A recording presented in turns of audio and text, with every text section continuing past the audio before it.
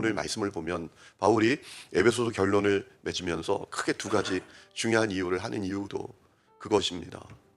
우리가 너무나 약하니까 뭐라고 말합니까? 주님의 능력으로 강건해야 한다라고 권면하고 있습니다. 10절 말씀 보세요. 끝으로 이제 마지막 권면입니다.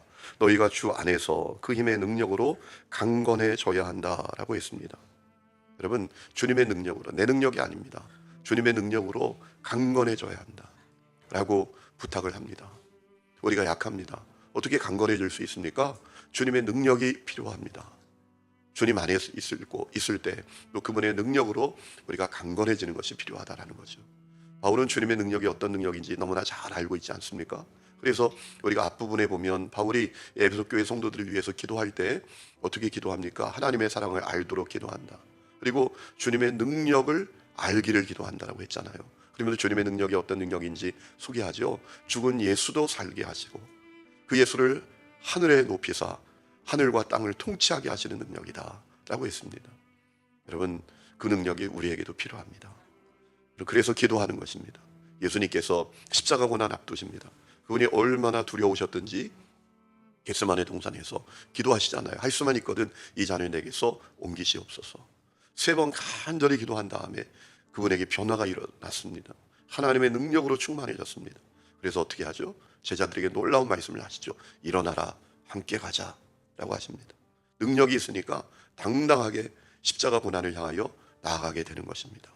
여러분, 오늘도 기도함으로 날마다 주님의 능력으로 채워지기를 축원합니다. 여러분, 바울이 이 에베소서를 끝나면서 주님의 능력으로 강건해져야 된다, 이 얘기가 한 번 능력받고 끝나야 된다, 이 얘기 아니잖아요.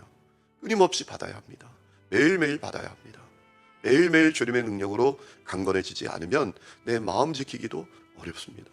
제가 어제 깜짝 놀랐거든요. 정말 저를 늘 격려하고 저를 늘 기쁘게 하고 그랬던 이 친구 목사가 나 우울증 온 것 같아. 얼마나 제가 충격을 받았는지 몰라요. 우리가 다 약하구나. 여러분, 주님의 능력이 필요해요. 그 은혜가 있기를 축원합니다. 두 번째는 영적 전쟁에서 승리해야 한다라고 했습니다. 여러분, 그것이 우리가 주님의 능력을 받아야 되는 중요한 이유 가운데 하나죠. 이 세상에 악한 영이 역사하고 있기 때문입니다. 12절에 이야기하죠. 우리의 씨름은 혈과 육을 상대하는 것이 아니고 통치자들과 권세들과 이 어둠의 세상 주관자들과 하늘에 있는 악의 영들을 상대함이라 라고 했습니다. 우리가 영적 전쟁이 현실 속에 있다라는 사실을 기억하라라는 것이지요. 여러분, 물가가 높은 것이 현실이죠. 저 북한을 대치하고 있는 것이 현실이죠. 영적 전쟁도 엄연한 현실이다라는 겁니다. 여러분이 악한 영이 11절에 보니까 관계를 갖고 역사하고 있다라고 했어요. 이 관계가 무엇입니까? 아주 나쁜 의도와 계획이죠. 그 의도와 계획은 무엇입니까? 하나님께서 우리에게 주신 선물을 다 도둑질해 가는 것이지요.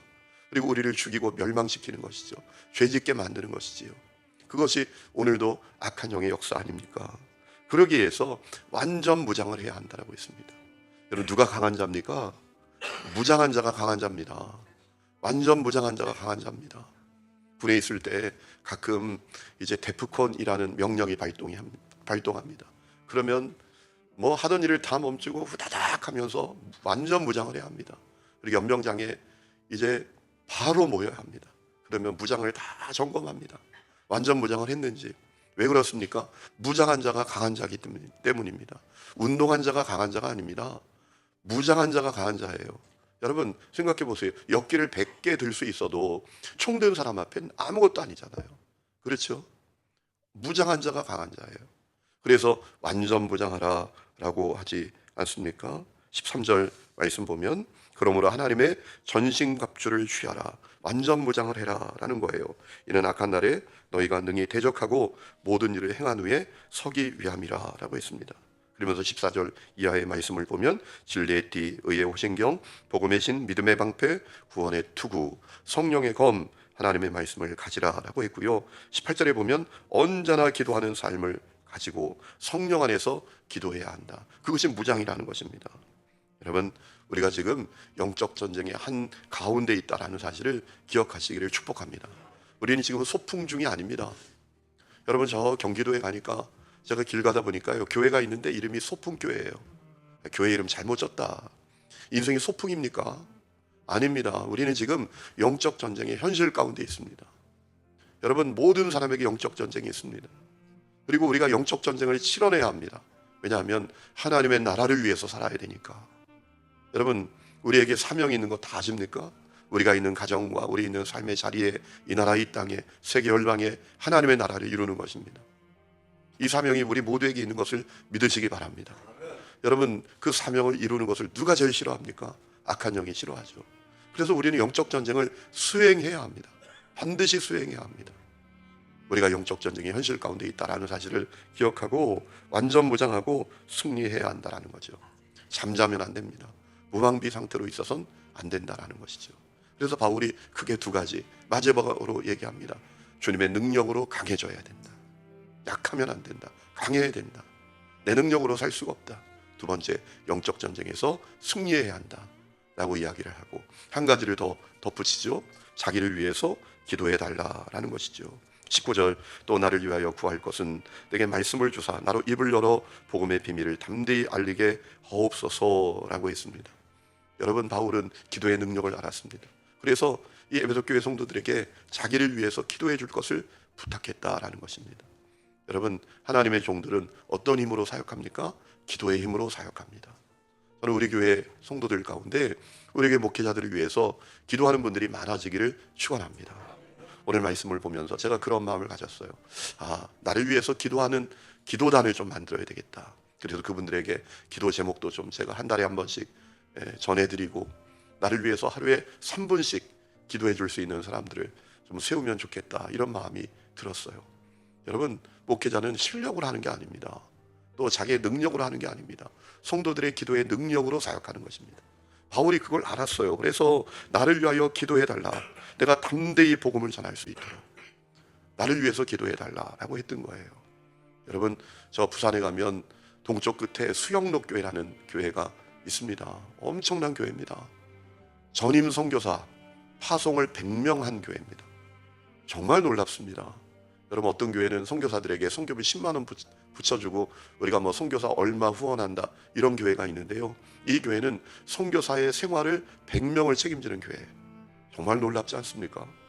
거기 은퇴하신 정필도라는 목사님이 계신데, 이분이 참 재밌어요. 설교를 참 특이하게 해요.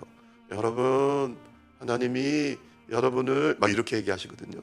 그리고 길게 합니다. 막 40분 이상 설교를 하세요. 그런데 교인들이 몇 번을 자다 깨다 그러는데도 교회가 날마다 부흥이 돼요. 왜 그럴까요? 그분이 하신 얘기가 있어요. 제가 한번 말씀드렸잖아요. 월요일마다 그 교회에서 부산 지역에 있는 목회자들에게 공부를 시켜줬어요. 이제 유명한 교수님들, 전문가들 그 교회에서 초대해서 누구든지 와서 그 강의를 듣도록 목사들이 그렇게 했거든요. 제가 거기를 월요일마다 갔던 적이 있거든요. 한 번은 갔는데 강사님이 펑크를 내신 거예요. 사정이 있어서 갑자기 못 오시게 된 거예요.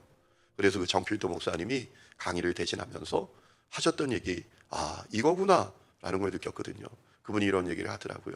제가요, 참 부족해 보이죠? 제가 어떤 능력으로 사역할까요? 우리 교회가 어떻게 될까요? 우리 교회는 밤에나 낮에나, 아니 명절에도 교회 오면 교인들이, 기도하는 교인들이 왕왕 기도하고 있대요.